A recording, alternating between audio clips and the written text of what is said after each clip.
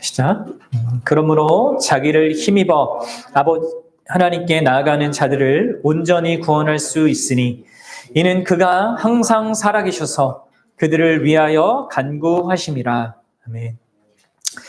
요한일서 2장 1절, 요한일서 2장 1절 함께 보도록 하겠습니다.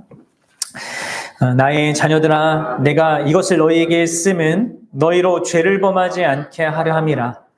만일 누가 죄를 범하여도 아버지 앞에서 우리에게 대언자가 있으니 곧 의로우신 예수 그리스도시라. 아멘. 우리는 지난 시간 예수 그리스도의 긍휼히 여기는 그 마음에 대해서 함께 살펴보았습니다. 그분은 우리를 향한 긍휼히 여기는 그 마음으로 이 땅에 사람이 되셨고요. 또 우리를 진실로 긍휼히 여기셔서 죄로 말미암아 비참한 그런 어떤 현실들 그리고 궁극적인 그 영원한 멸망의 그 모든 우리의 운명을 긍휼히 여기셔서 불쌍히 여기셔서 그분은 그 모든 구원의 일을 이 땅 가운데서 행하셨고 이루셨습니다. 우리를 불쌍히 여기는 그분의 애정이 그분의 마음 가운데 불길처럼 강하게 치솟아 오르는 그러한 중심으로 그분께서는 모든 일들을 감당하셨습니다. 우리가 보는 것은 거의 이제 그 사복음서에서 보는 것은 예수님의 그런 외적인 어떤 행동들 그 자체를 주로 보게 되는데요. 물론 간간히 예수님의 마음이 등장하고 표현되지만 실제로는 이제 우리가 보게 되는 것은 주로 이제 외적인 모습이잖아요. 그런데 이제 우리가 성경을 쭉 전체적인 맥락 속에서 또 우리가 지난 시간 다뤘던 히브리서의 그런 내용을 보면 그분께서 어떤 마음의 그 중심으로 이 모든 일을 감당하셨는가 그것을 우리는 보게 되는 것이죠. 그래서 우리가 그분의 마음을요 많이 한번 생각해 봐요. 특별히 그분의 모든 사역과 함께 생각해 봐야 합니다. 예수님의 그 십자가 결국 우리의 완전한 그리고 영원한 구원을 이렇게 이룬 그 사건도 바로 그분의 긍휼히 여기시는 그 마음에 근거하여서 허락된 것이고요. 우리가 예수님을 믿음으로 말미암아 예수님의 그 모든 의를 덧입게 되고 또 죄 사함을 받고 그래서 하나님 앞에 온전하게 설 수 있게 되는 이 모든 일도 다 그분의 그 마음에 근거한 일이라고 할 수 있습니다. 우리는 우리의 구원에 있어서 정말 이 구원이 처음부터 끝까지 우리의 진짜 어떠한 것에 기반해 있지 않고 하나님 자신으로부터 나오는 그 사랑 그리고 그 긍휼 그리고 그것 속에서 나오는 긍휼의 행동들 그분이 하신 그 모든 구원의 일들을 통하여서 우리에게 있게 된다는 것 이것을 항상 잊지 말고 기억해야 할 것입니다.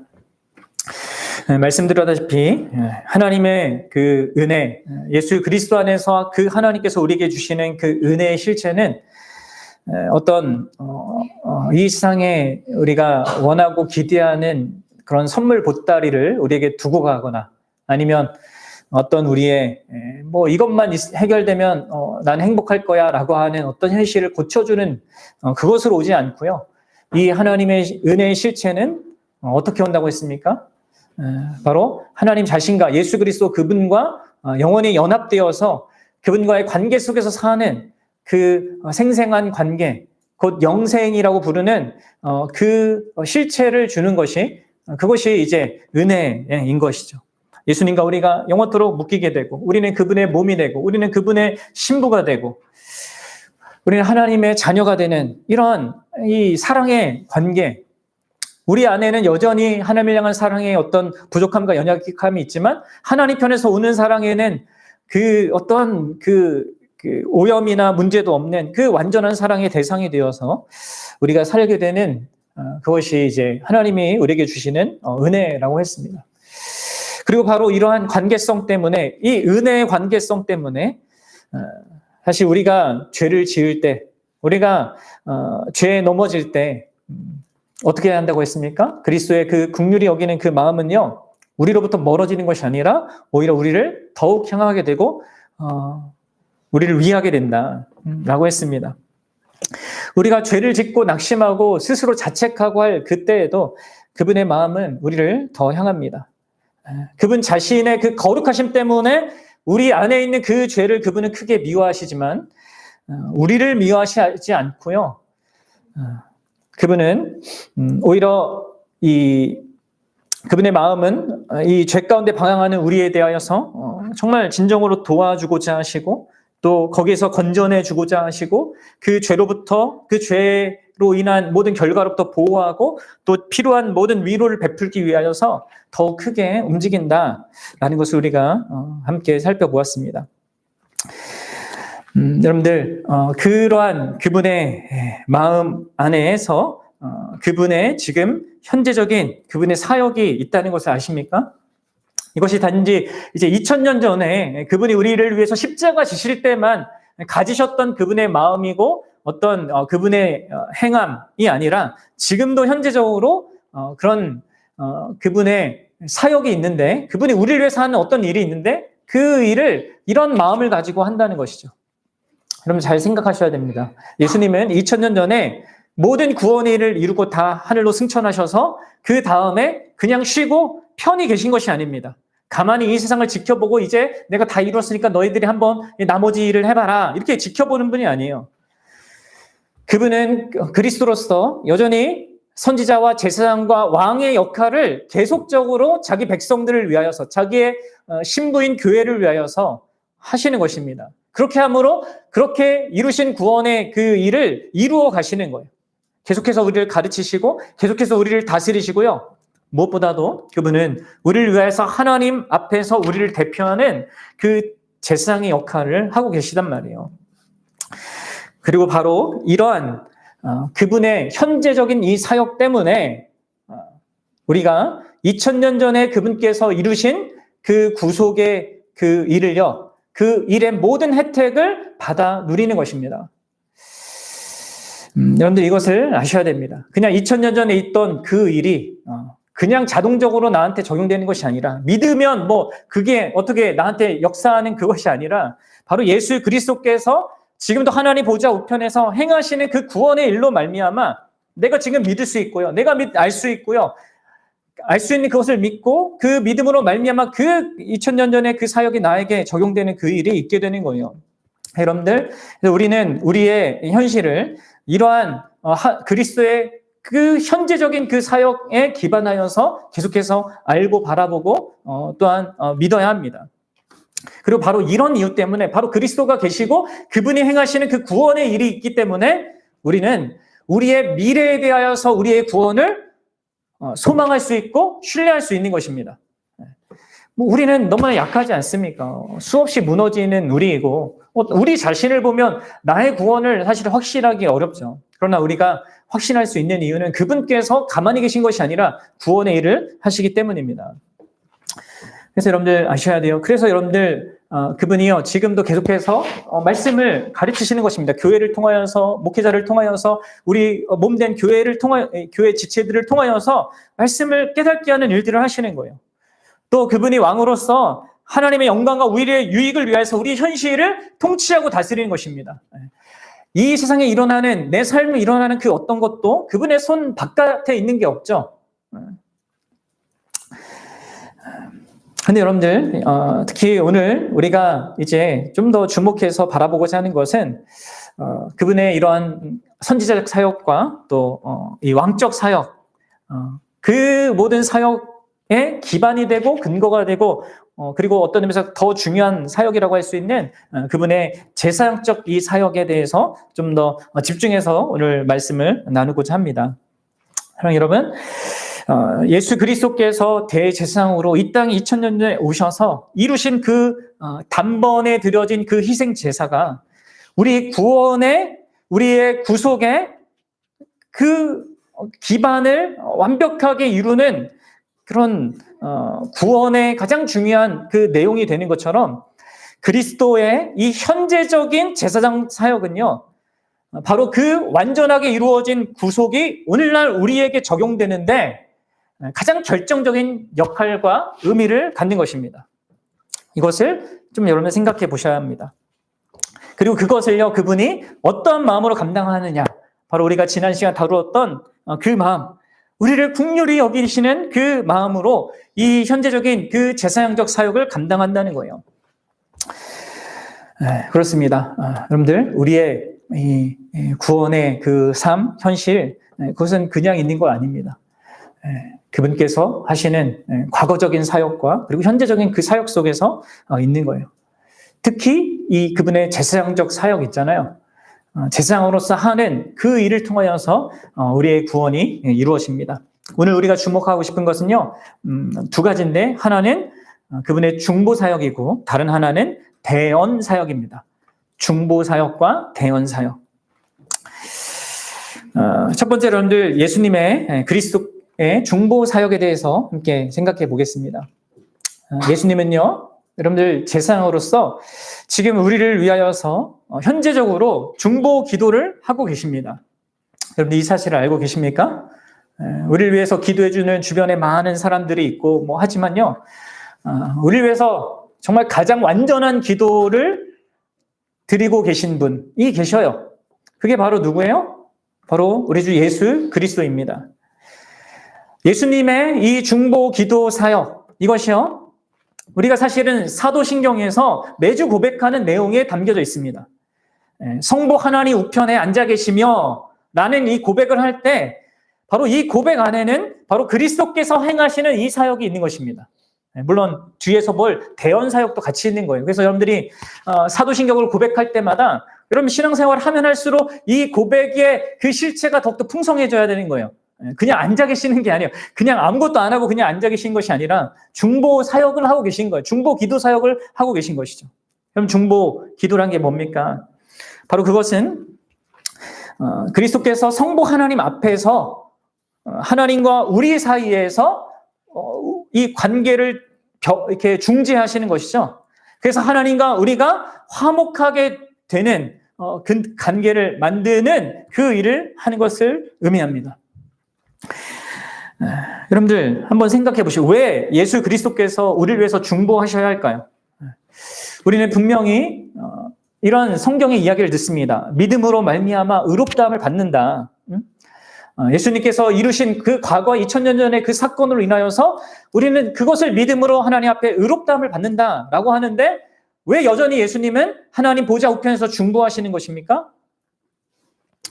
그 이유는 바로 그분의 중보 기도가 그 2000년 전에 이루신 성취하신 그 구속을 오늘날 우리에게 실제적인 것으로 적용케 하는 그 효과를 가져다 주기 때문입니다.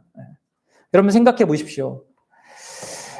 예수님께서 2000년 전에 이루신 그 십자가의 그 사건이 어떻게 오늘날 우리에게 적용이 되겠냔 말이에요.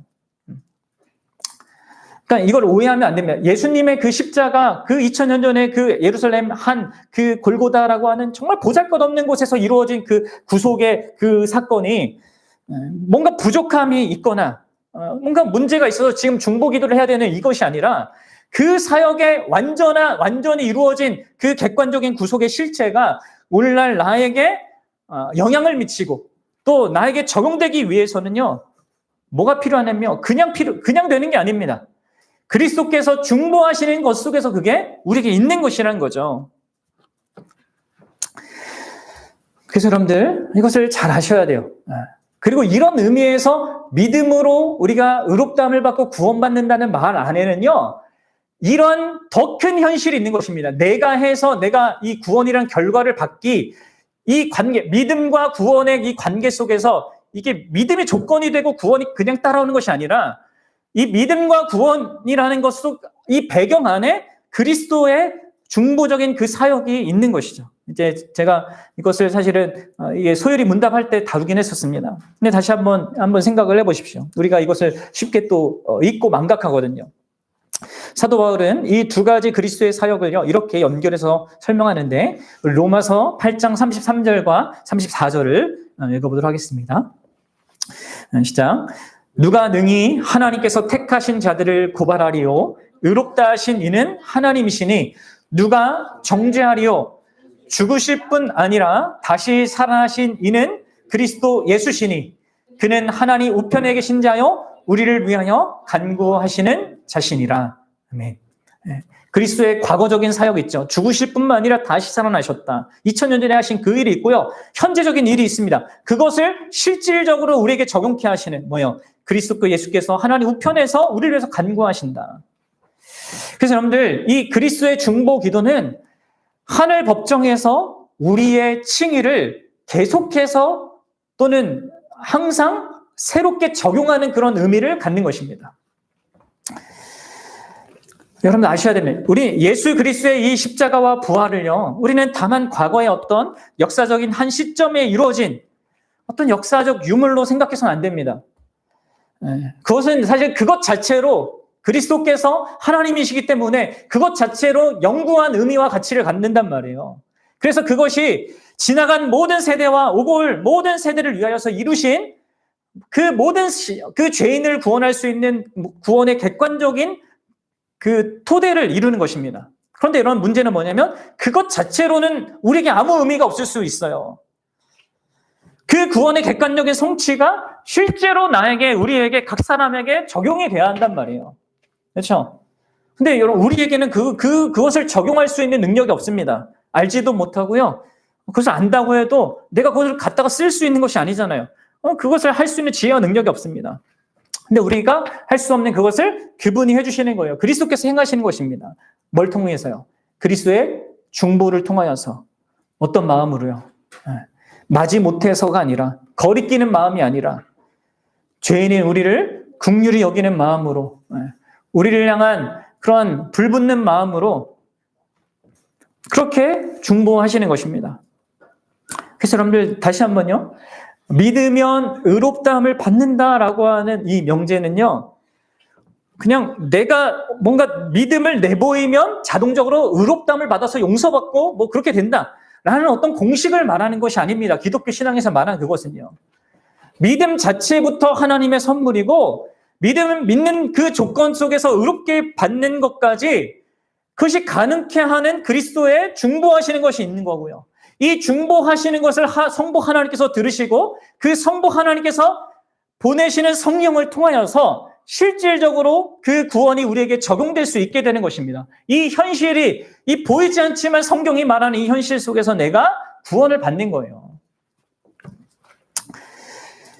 사랑하는 여러분, 이렇게 여러분들의 믿음과 의롭다함, 구원을 이렇게 볼 수 있어야 돼요. 그렇게 봐십니까? 이 그리스도의 특별히 이 중보 기도에 관한 이 신약 성경의 가르침 가운데 가장 중요한 핵심 구절이 오늘 우리가 함께 읽었던 이 말씀이에요. 히브리서 저자는 그리스도의 영원한 그 제사장직을 논하면서 이렇게 말한 거죠. 우리 다시 한번 히브리서 7장 25절 함께 읽어보겠습니다. 시작. 그러므로 자기를 힘입어 하나님께 나아가는 자들을 온전히 구원하실 수 있으니 이는 그가 항상 살아계셔서 그들을 위하여 간구하심이라. 아멘. 히브리서 저자는 예수님께서 이 제사장적 사역을 여전히 하고 계시다라고 말합니다. 그래서 하나님께 그분을 힘입어서 나아가는 자들, 그들을 온전히 구원할 수 있다라고 말하고 있어요.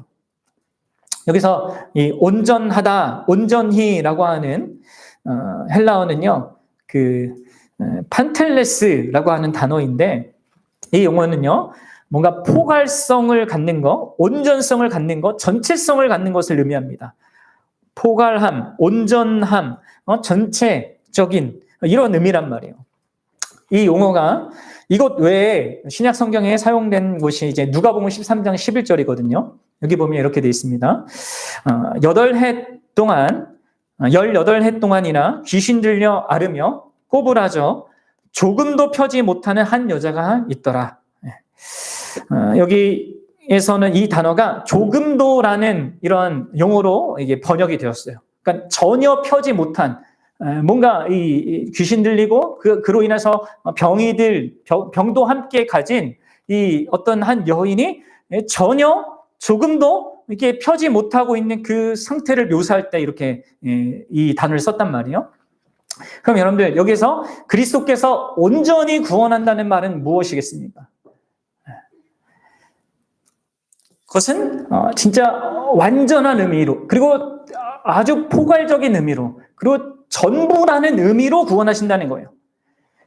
그리고 그 말은요, 뭘 전제하고 있냐면 우리가, 그 구원을 받는 우리가 온전한 죄인이라는 그 조건을 또한 전제하는 것이죠. 그렇죠? 우리는 여러분들 온전히 죄인이잖아요. 어떤 한 부분도 죄가 영향을 받지 않는 것이 없는 자들입니다. 그러니까 달리 표현하면 조금도 의인이 아닌 자들인 거죠. 그리고 여러분들 바로 그런 의미 때문에, 그런 이유 때문에 우리에게는 바로 우리를 온전히 구원할 구원자가 필요한데, 바로 예수님이 그러한 우리의 온전한 구원자라는 거예요. 그럼 이 사실을 알고 있습니까? 예수님이 온전하지 못한, 조금도 의로움을 갖고 있지 않은 우리에게 온전한 구원을 이루시는 구원자라는 거. 그럼 우리의 죄된 마음은 사실 우리가 온전한 죄인이라는 사실을 쉽게 망각합니다. 그리고 우리 자신의 어떤 공로를 통하여서 마치 그리스도의 구원 사역에 뭔가를 보태고 싶어하는 은근한 충동을 우리가 갖습니다. 하나님, 예수님이 하시는 일이 있지만 그래도 내가 뭘 좀 해야지. 이런저런 뭔가 착한 일, 선한 일을 해야지. 이런 일을 이렇게 우리가 하게 되는 것은 뭐냐면 바로 히브리서 7장 25절을 어떻게 우리가 이렇게 바꾸는 거냐면요. 이렇게 바꾸는 거예요. 그리스도는 자기를 힘입어 하나님께 나아가는 자들을 어느 정도는 구원할 수 있다. 아니면 조금 도와줄 수 있다. 이렇게 얘기하는 것이죠. 그러니까 이게 만약에 이게 뭐 하는 거냐면 우리가 우리의 어떠함을 이제 잘못 이해하는 것이고 예수 그리스도의 그 어떠함을 진짜 잘못 이해하는 것입니다. 아니, 우리의 어떠함은 과대평가하고 예수님의 어떠함은 과소평가하는 것이죠. 근데 여러분, 히브리서 기자는 분명하게 얘기하고 있어요. 우리에게는요, 온전한 구원함이 필요하다는 거예요. 그리고 우리는 온전한 구원이 필요한 존재들이라는 거예요. 근데 예수님이 하시는 그 구원은 진정으로 온전하다는 것입니다. 그분은 영원히 계신다는 것입니다. 그분은 영원토록 제사장 직분을 감당하신다는 것입니다. 그리고 바로 그런 이유 때문에 우리에게 온전한 구원이 필요한 우리에게 그 온전한 구원이 있을 수 있다라고 이렇게 말하는 것이죠. 그럼 이것을 진짜 잘 생각해 보십시오. 죄인인 우리에게 이게 얼마나 큰 복된 소식인가. 죄인인 우리에게 이것이 예수님께서 온전한 구원을 이루실 수 있다는 것이 얼마나 복된 소식인가. 그리고 그의 그런 모든 구원의 일들이 그분의 긍휼함으로부터 나온다는 것을 정말 우리는 생각해 봐야 합니다. 우리가 죄로 인하여서 흔들릴 때, 또 우리의 믿음이 연약해지고 악과 고통의 현실에 있어서 무너질 때 그분의 마음은요 더욱더 우리를 향하게 되고 더욱더 우리를 위하십니다. 우리가 하나님의 자녀인 이상 그리스도는 우리를 위해 위하시고요. 그리고 바로 하나님께로부터 받는 모든 은혜들은요 바로 그분의 기도를 통하여서 우리에게 있게 되는 것입니다. 그래서 여러분들, 우리 믿음의 선배들이 이러한 사실을 이렇게 고백을 했어요. 웨스트민스터 대교리 문답이 있습니다. 55문에 이런 말이 있는데 함께 읽어봅시다. 한번 들어보세요. 그리스도는 하늘에서 계속 우리의 본성 가운데서 인성을 가지시고라는 의미요. 인성을 가지시고 성부 앞에 나오셔서 땅에서의 자신의 순종과 희생자 제사의 공로에 의거해, 그러니까 2000년 전에 이루신 거죠. 그 공로를 모든 믿는 자에게 적용하시려는 자신의 의지를 밝히시고 하나님 앞에서 밝히시는 겁니다. 그리고 그들에 대한 모든 고발에 대답하시며 그들의 매일의 실패에도 불구하고 그들을 위해 양심의 잠잠함, 은혜의 보좌로 담대히 나아감, 그들의 인격과 섬김에 받아들여짐을 확보하신다. 우리가 이 하나님 앞에서 살아가는 이 모든 삶은요, 결국 그래서 하나님께서 우리의 모든 것을 우리의 그 죄의 용서함부터 우리의 양심이 그래도 죄 가운데 무너졌다가 다시 회복되어지고 또 안식을 갖게 되고 또 그런 것 가운데 하나님께 나아가 기도할 수 있고 예배할 수 있고 누릴 수 있는 것. 그리고 내가 그분께 하는 그 모든 것에 있어서는 다 문제가 있는데 그럼에도 불구하고 다 그것이 받아들여지게 되는 그 모든 것은요. 그냥 자동적으로 그렇게 되는 것이 아닙니다. 우리의 순전함 때문에, 우리의 열심 때문에, 진심 때문에 되는 것이 아닙니다. 그것은 오직 그리스도께서 하나님 앞에서 우리를 위해서 중보하시기 때문에 그렇습니다. 그럼 생각해 보십시오. 사실 우리가 처음으로 죄에 대해서 온전히 직면하게 되고 그 죄를 회개하고 이 죄에서 우리를 구원하실 분으로 예수님을 주와 구주로 믿고 고백한 이후에도 우리는 날마다 죄를 짓지 않습니까? 매일 실패합니다. 그리고 이제 새롭게 깨어난 그 우리의 양심은 어떤 의미에서 그렇게 죄사함 받고 용서받고 의롭다함 받고 자녀된 그런 우리가 또다시 죄를 짓고 무너지는 것에 대하여서 사실 참 너무 이렇게 끔찍하고 안타깝게 여기게 됩니다. 네? 자기 자신을 정말 수치스럽게 여기게 되고 절망스럽게 여기게 하는 그런 게 있습니다. 사실 이게 신자에게만 그런 게 있는 것이겠죠. 근데 여러분들 성경은 뭐라고 하면 예수 그리스도께서 그런 우리를 온전히 구원하신다고 얘기하는 거예요. 그런 우리임을 알고 그런 우리를 온전히 구원하신다. 그런 우리를 긍휼히 여기시면서 자신의 공로를 적용하고자 하는 그 의지를 하나님 앞에서 드러내시면서 우리의 구원을 계속해서 행하신다는 것입니다. 사랑하는 여러분, 한번 보셔야 돼요. 내가 살아가는 모든 삶의 현실과 하나님 앞에서 살아온 모든, 특별히 구원받고 난 뒤에 하나님 앞에 살아온 모든 현실 속에서 내가 경험하고 또 내가 누리고 영위하는 이 모든 복된 것들은요, 다 나의 어떠함 때문에 갖는 것이 아닙니다. 그리스도께서 우리를 위해서 중보하시는 것 속에서 우리가 이 모든 것들을 영위하고 누려온 것이고요. 그리고 심지어 예수 그리스도의 그 모든 구원의 일이 내 것이 된 그 상태를 내가 계속 유지하면서 의로운 자로서, 여전히 하나님의 자녀로서, 영원히 하나님 나를 상속받을 자로서 계속해서 살아가고 있는 이 현실은 그리스도의 중보하심 때문이에요. 사랑하는 여러분, 이것을 기억하십시오. 사실 우리가 매일 실패할 때마다 여러분 사탄은요 밤낮 침소합니다. 얘 보라고 하나님의 은혜를 받고도 저것밖에 안 된다고 침소한단 말이에요. 참소한단 말이에요. 그때 예수 그리스도께서는 자신의 이루신 그 사역을 가리키면서 그 모든 고발에 대처하시는 것입니다. 그분의 중보 사역 때문에 우리의 양심이 쉼을 얻게 되는 겁니다.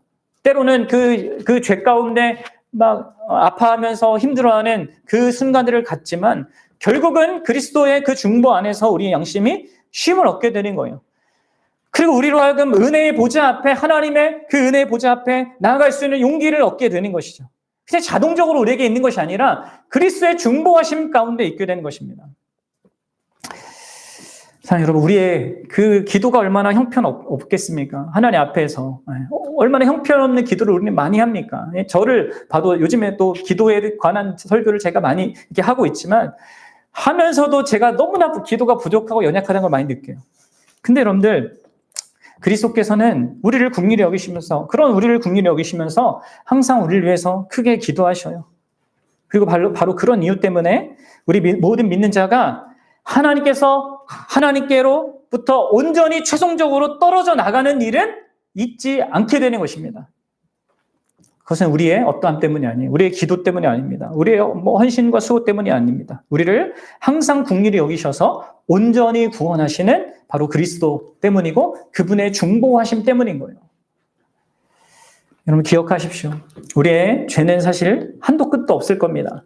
그러나 그리스도의 구원은 온전합니다. 그 온전한 그분의 구원은 우리의 그 끝없는 죄를 압도하고 능가합니다. 왜냐하면 그분은 항상 살아계셔서 우리를 위해서 중보하시기 때문이에요.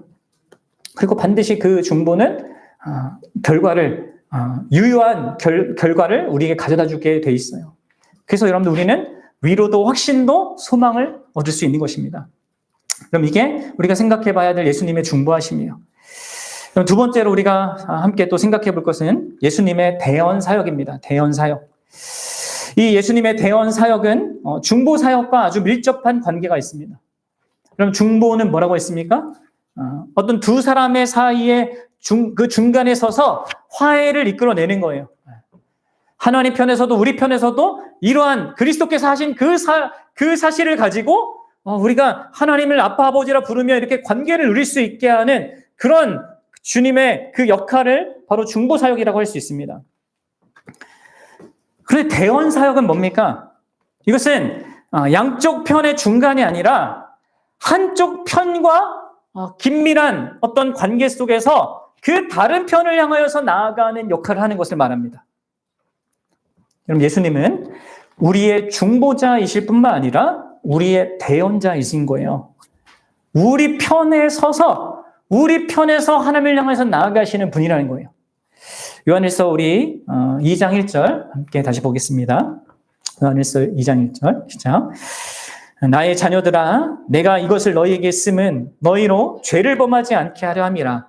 만일 누가 죄를 범하여도 하나님 아버지 앞에서 우리에게 대언자가 있으니 곧 의로우신 예수 그리스도시나. 아멘. 그럼 여기서 보십시오. 이 요한서 시인이 쓰여진 목적 중 하나, 그리고 이 신약성경에 우리에게 쓰여진 목적 중에 하나는 뭡니까? 바로 이것을 듣고 읽는 신자들이 죄를 범하지 않게 하는 것입니다. 이것이 중요한 한 역할이에요. 성경이 우리에게 쓰여진 것 중에 중요한 어떤 역할은 죄를 범하지 않도록 우리에게 쓰여진 것입니다. 죄가 무엇인지 알게 하고 어떻게 그 죄와 싸워야 되고 해야 되는지 이것을 알게 해주려 쓴 거란 말이에요. 그런데 여러분들 이것만 있으면 우리는 절망할 수밖에 없어요. 왜냐하면 우리 힘으로 이거 알겠는데 이게 감당이 안 되거든요. 그래서 여러분들 더 궁극적인 목적을 말하잖아요. 뭐예요? 우리가 만약에 죄를 범한다 할지라도 우리에게 누가 있다? 바로 대언자가 있다는 거예요.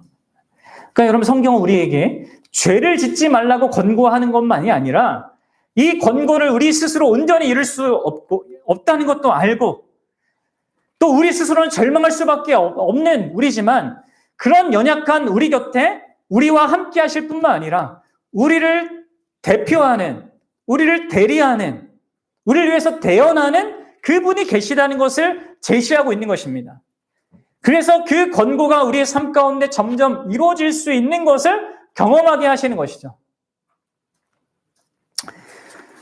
그런데 이 대언자라는 것은 무슨 의미입니까?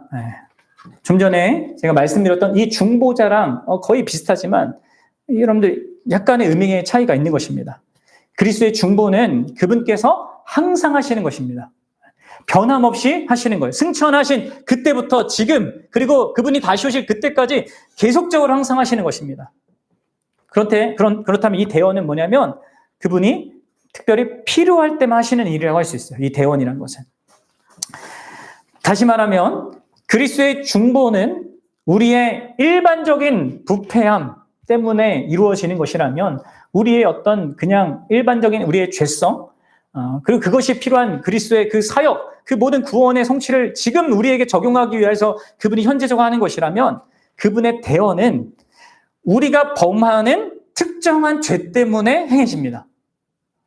그래서 여러분들 우리의 믿음의 선배인 존 버년이라고 하는 그 목사님이 그렇죠? 철로 역정으로 알려진 그 목사님 이렇게 얘기하셨어요. 한번 읽어봅시다. 시작. 제사장이신 그리스도는 항상 중보하시고 대언자이신 그리스도는 큰 죄가 저질렀을 때 호소하신다.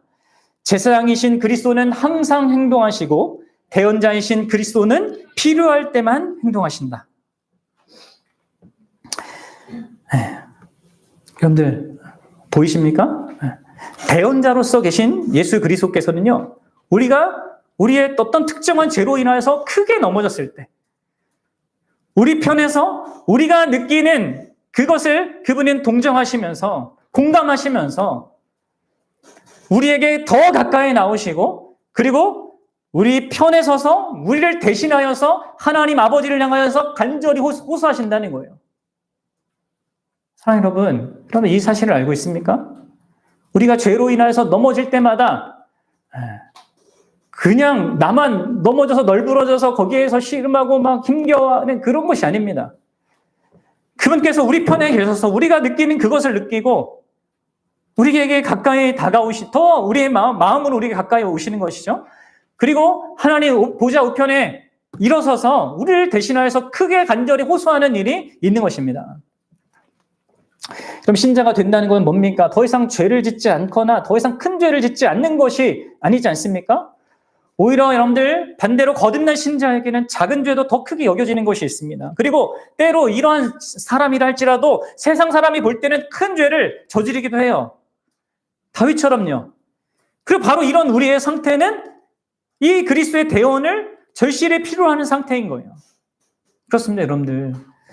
우리가 잘한 그 무엇도 그것으로는 하나님께 받아들여질 만하지 못하고 언제나 그리스도의 중보가 필요하거든요. 그 중보가 절대적으로 필요한데 이것과 대비되어서 우리가 가장 못한 무엇이라 할지라도 우리가 가장 크게 범한 그런 심각한 죄라 할지라도 그 절망과 어둠의 자리에서도 우리를 동정하시고 우리를 긍휼히 여기셔서 우리 편에 서서 우리를 대언하신 분이 있는 것입니다.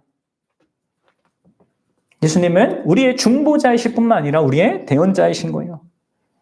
그렇습니다. 우리가 그분을 그러한 그분의 마음을 아프게 하고 그분을 실망시킬 때가 그렇게 많지만 그분은 계속해서 중보하실 뿐만 아니라 우리가 특정 죄에 넘어질 때 우리를 위해서 그분은 대언하십니다. 그분의 대언이요 우리의 모든 실패보다 더 강합니다. 그분은 모든 극악한 죄를 그분의 대언으로 처리하십니다. 그래서 여러분들 우리 믿는 자들은 자기 죄로 인하여서 이렇게 무너졌을 때 해야 할 일이 바로 이겁니다. 뭐냐면 가장 먼저 여러분들 그리스도를 바라보는 거예요. 그리스도를 바라보는 것입니다. 특히 그분께서 과거에 2000년 전에 그분의 하신 모든 일을 통하여서 이루신 그래서 우리에게 주어진 그 법적 신분 있잖아요. 의롭다함을 받은 그 사건 우리의 무엇 때문이 아니라 그분이 하신 그것 때문에 우리가 받은 그것을 여러분들 우리는 기억해야 되고요. 또한 동시에 그것이 계속해서 유지되고 계속해서 우리에게 적용될 수 있게끔 하시는 그분의 중보 사역을 기억해야 돼요.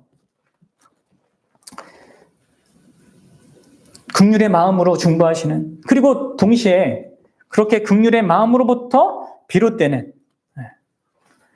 그분의 대언적인 그 사역 또한 함께 생각할 수 있어야 됩니다. 특히 내가 생각했을 때도 정말 이건 진짜 하나님 앞에 너무 옳지 못한데 하면서 나의 죄에 대하여서 안타까워하고 좌절하게 되고 내 스스로를 자책하게 될 때 그래야 합니다. 그분은 우리를 위해서 우리 편에서 일어나 자신의 고난과 죽음의 그 모든 공로를 근거로 하여서 우리를 강력하게 변화하십니다. 더 강력하게 하시는 거예요. 이 대언의 때에는. 말씀드렸죠. 우리가 더 큰 죄를 지을 때 그분이 우리를 향해 갖는 마음은요. 진노가 아니에요. 더 큰 긍휼을 갖고요. 우리를 향한 애끓는 그 마음으로 더 한층 더 강한 의지를 발동해서 우리를 위해서 대언하십니다. 그럼 아셔야 됩니다. 우리는 우리가 감각하는 것보다 정말 놀라운 대언자를 우리가 가지고 있는 것입니다. 그분은 우리가 죄를 짓고 난 다음에 우리가 죄를 지은 후 그리고 그것을 우리가 극복했을 때 우리에게 가까이 해주시는 그분이 아니라 우리가 죄를 짓는 바로 그 순간에 여전히 우리가 심지어 그 죄를 즐거워하고 기뻐하고 탐닉하고 있는 그 순간에 곧바로 일어나서 우리를 위해 대언하시는 것입니다. 여러분들 그래서 이 데인 오틀런드는요 이 예수님의 이 대언을요 이렇게 얘기했습니다. 한번 보십시오. 들어보세요. 그런 점에서 그분의 대언은 그 자체로 우리의 죄 정복이다. 그럼 죄가 정복되는 그 일은 우리의 무엇으로부터 시작되는 게 아닌 거죠. 죄는 우리가 정복하는 게 아닙니다. 그건 그 2000년 전에 이루신 그것도 그렇고요. 지금 현재적으로도 우리에게 존재하고 아직 있는 이 죄에 대해서도 마찬가지입니다. 죄는 언제나 항상 그리스도께서 정복합니다. 그리고 그분이 이제 오셔서 완전하게 정복하실 거란 말이에요. 근데 그분이 어떤 마음으로 이렇게 하신다고요? 우리를 긍휼히 여기시는 마음으로 이렇게 우리의 죄를 정복하게 하시는 거예요. 그래서 여러분들 이러한 이 놀라운 진리를 여러분들 우리는 생각해보고 생각해봐야 합니다. 우리가 죄를 지을 때 그것은 우리 스스로 하나님의 자녀라는 그 참된 정체성을 내다 버리는 것입니다. 우리가 죄를 범할 때, 큰 죄를 범할 때 그것은 우리 삶의 불행을 불러들이는 것입니다. 하늘에 계신 아버지의 마음을 크게 슬프게 해드리는 것입니다. 그리고 어떤 의미에서 우리가 오후에 그 주일날 살펴보았듯이 그런 우리의 죄는 사실 믿지 않는 자들의 죄보다 더 크다고 할 수 있어요. 알고도 짓고 정말 그리스도의 그 큰 은혜를 경험했다고 하면서도 하니까 그 하나님이 주신 모든 것을 다 가치 없는 것으로 만들어버린 그런 죄이기 때문에 심각하죠. 그럼에도 불구하고 우리의 대언자이신 그 예수님께서는 우리를 내치시지 않으세요. 오히려 그 상황 속에서 심지어 내가 그 죄가 심각하다는 깨닫지 못하는 그 순간에도 우리를 향한 마음이 더 간절해지셔서 벌떡 일어나셔서 하늘에서 우렁찬 음성으로 그분은 우리를 위해 대언하시는 거예요. 우리를 위해 변호하시는 것이죠.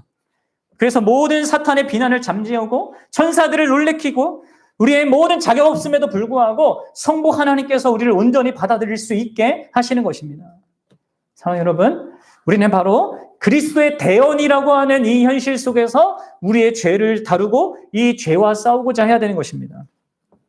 우리는 우리 스스로 죄에 대한 모든 것을 어떤 승리를 이루거나 뭘 이루어서 자격을 갖춰서 하나님께 나아갈 수 있을 거라고 그렇게 생각하면 안 됩니다. 오히려 그리스도의 그 대언이라는 그 사실 아래서 그것이 먼저 있는 그 현실 안에서 하나님께 온전히 받아들여진 자로 나의 죄를 보고 그 죄를 다루고 그 죄와 싸우고자 해야 되는 것입니다. 근데 우리는 보통 어떻게 하냐면 죄를 범하면 스스로 대언자가 되려고 합니다. 그리고 보통 이 스스로 대언자가 되고자 하는 이 방식은 우리 아이들과 유사한 모습을 드러내요. 잘못을 저지르다가 들키면 어떻게 해요? 변명을 대죠. 내 탓이 아니고 누구 탓이다. 남 탓, 환경 탓합니다. 그리고 나는 실제로 그렇게 나쁜 사람이 아니라는 그 사실을 어떻게든 포장해서 드러내려고 해요. 이게 여러분들 타락한 인간의 모습인데 뭐예요? 죄를 축소하고 변명하고 얼버무립니다. 그런 식으로 자신을 아주 형편없는 그 대언자로 자처하면서 하나님 앞에 서고자 하는 것이죠. 근데 여러분들 그렇게 해서는 우리가 하나님 앞에 결코 설 수 없고요. 또 죄를 올바로 다루지도 못합니다. 내가 축소하고 변명하고 얼버무린 그 죄가 나를 갉아먹어요. 그러나 우리 대언자가 있는 우리 신자들은 그렇게 스스로 대언할 필요가 없는 거예요. 우리가 얼마나 큰 문제를 가지고 있고 우리가 범한 죄가 얼마나 심각한지를 우리보다도 더 잘 아는 분이 계시고요. 우리보다 우리를 더 잘 변호해 줄 그 능력을 가지신 분이 있는 것입니다. 그분이 우리를 위해 대언한다는 그 사실이 있는 것이에요. 그래서 여러분들 우리는 우리 자신을 변호하는 그 방식으로 책임을 전가하거나 변명할 필요가 없어요. 죄를 짓고 난 다음에. 우리 스스로 변호할 필요가 없습니다. 이미 하나님 오른편에서 그 일을 해주실 그분이 계시다는 것을 먼저 바라봐야 하는 것이죠. 그리고 그분을 신뢰해야 합니다. 그분은 그 자신의 그 상처를 근거로 우리를 위해서 대언하시는 거예요. 사랑하는 여러분, 우리의 죄를 축소하지 말고요. 변명하지 말고요. 스스로 변호하지 말고 우리의 죄를 신속하게 고백하고 그리스도의 대언에 우리를 전적으로 맡겨야 합니다. 그러면 하나님은 미쁘시고 의로우셔서 자비가 많아서가 아니에요. 미쁘고 의로우셔서 이미 예수 그리스도께서 그걸 다 감당하셨기 때문에 의롭기 때문에 우리 죄를요 사해 주시고 우리를 모든 불의에서 깨끗게 해주십니다. 그리고 그때야 진짜 우리가 죄와 싸울 수 있는 준비가 되는 거예요. 사랑하는 여러분, 결론을 맺겠습니다. 여러분, 우리 인생 가운데 가장 결정적인 문제는 뭡니까? 우리에게 현재적으로 내가 담당하고 있는 이 어떤 현실적인 문제가 아닙니다. 육체적인 문제, 관계의 문제, 병의 문제, 무슨 재정의 문제, 무슨 이 사회의 문제, 정치적인 문제, 이게 아니에요. 우리에게 가장 결정적인 문제는 바로 하나님과 우리 관계를 망가뜨리고 이 모든 문제의 근원이 되는 나를 망가뜨리고 모든 문제의 근원이 되는 이 죄의 문제란 말이에요. 이 죄의 문제를 우리 주 예수 그리스도께서 우리를 사랑하셔서 자기 자신부터 나오는 그 사랑에 기반하여서 우리가 그 죄 가운데 우리 스스로를 망가뜨리고 모든 관계를 망가뜨리고 결국은 하나님 앞에 영원한 심판을 받아야 될 우리의 그 비참함을 그분이 긍휼히 여기시고 불쌍히 여기시고 그분께서 긍휼의 그 일을 행하신 그것 속에 여러분들 우리에게 진짜 참된 구원의 의미가 있는 것이죠. 가장 큰 문제는 하나님과 우리가 어떤 관계에 있을 수 있느냐, 이게 가장 결정적인 것입니다. 하나님과 복된 관계에 있다면요, 그것이 이제 모든 것에, 모든 복과 모든 영광의 정말 핵심이에요. 좀 이해하시죠?